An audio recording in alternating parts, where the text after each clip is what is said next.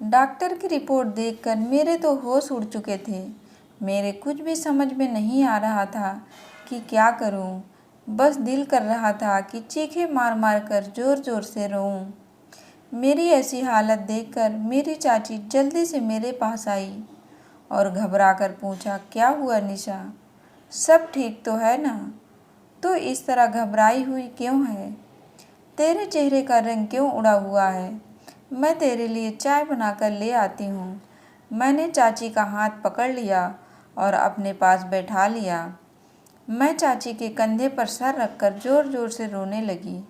चाची बहुत ज़्यादा डर गई और बोली, मेरा दिल घबरा रहा है, कुछ तो बता, आखिर हुआ क्या?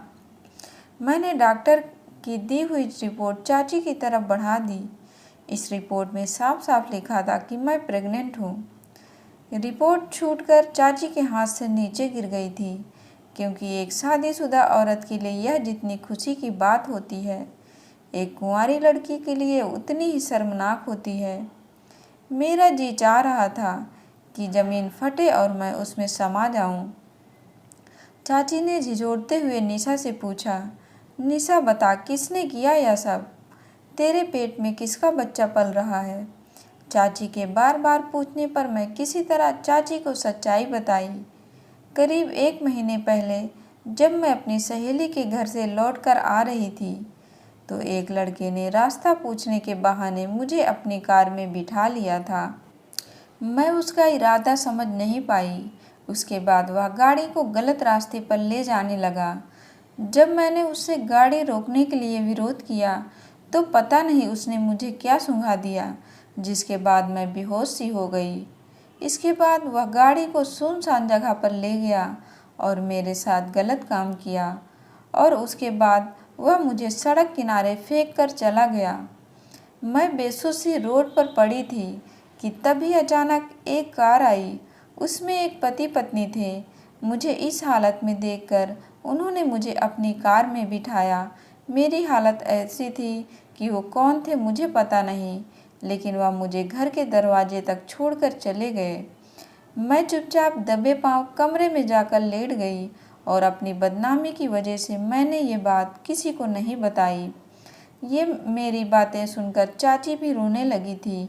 उन्होंने मुझे गले से लगाया और कहा, सब्र से काम ले मेरी बच्ची, जिसने भी तेरे साथ यह जुल्म किया है, भगवान उसे उसकी सज़ा ज़रूर देगा। उस रात मैं और चाची पूरी रात जागते रहे। चाची रह रहकर मुझे चुप कराती रही। अगर चाची की जगह मेरी सगी माँ भी होती तो मुझे ही मुजरिम ठहरा देती। ज़रूर तेरा इशारा पाकर ही उस लड़के ने तेरे साथ यह सब कुछ किया होगा।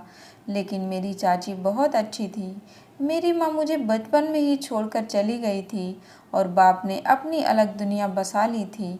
मेरी चाची ने मुझे अपनी औलाद की तरह पाल पोस कर बड़ा किया था। 2 दिन सोच विचार करने के बाद चाची ने मुझसे कहा, चलो निशा, हॉस्पिटल चलते हैं।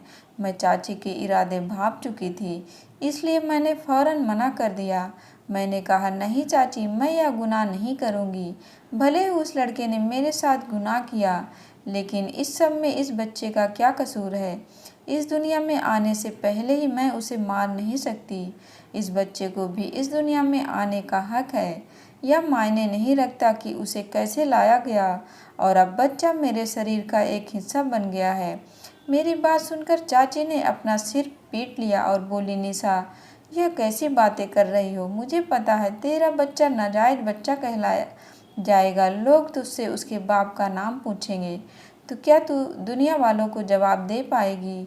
निशा ने कहा, मुझे कुछ नहीं पता चाची, लेकिन मैं इस मासूम को इस दुनिया में आने से नहीं रोक सकती। मैं रोती हुई अपने कमरे में भाग गई और चाची मुझे बेबसी से आवाज़ देती रह गई। अपने कमरे में आकर मैं फूट फूट कर रोने लगी, और रोते रोते मेरी कब आँख लग गई पता ही नहीं चला। जब मेरी आँख खुली तो चाची मुझे आवाज़ लगा रही थी, निशा, जल्दी से उठ जा, तेरे लिए बहुत बड़ी खुशखबरी है। मैं जल्दी से उठ बैठी। पता नहीं मेरी ज़िंदगी में ऐसी कौन सी खुशखबरी आ गई थी जो चाची इतनी खुश हो रही थी। चाची बोली, निशा, तेरे लिए बहुत ही अच्छा रिश्ता आया है और यह रिश्ता मुझे लगता है कि भगवान की तरफ से भेजा गया रिश्ता है। क्योंकि तू अबार्शन कराना नहीं चाहती, तो दूसरा रास्ता इससे निपटने का यही है कि तू शादी कर ले, और देखो भगवान ने ऐसे मौके पर तेरे लिए रिश्ता भेज दिया है। मैं चाची की बात सुनकर थोड़ा हैरान हुई, और जब मैं रूम से बाहर निकलकर ड्राइंग रूम में पहुंची तो मैं थोड़ा चौंक गई, क्योंकि यह रिश्ता लेकर आने वाला कोई और नहीं बल्कि वही कार वाले पति पत्नी थे जिन्होंने मुझे घर पर ड्रॉप किया था। मैं काफ़ी हैरान हुई थी और उनके पास जाकर बैठ गई। वो लोग अपने छोटे भाई के लिए मेरे साथ रिश्ता लेकर आए थे। मुझे अभी भी यकीन नहीं हो रहा था कि ये कैसे हो सकता है।